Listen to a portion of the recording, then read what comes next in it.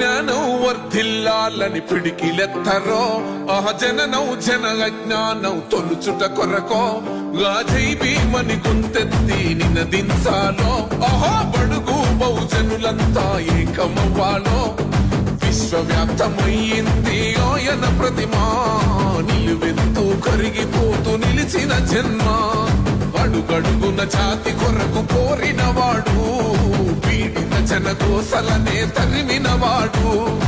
ఎంతమంది ఎత్తుకునను జై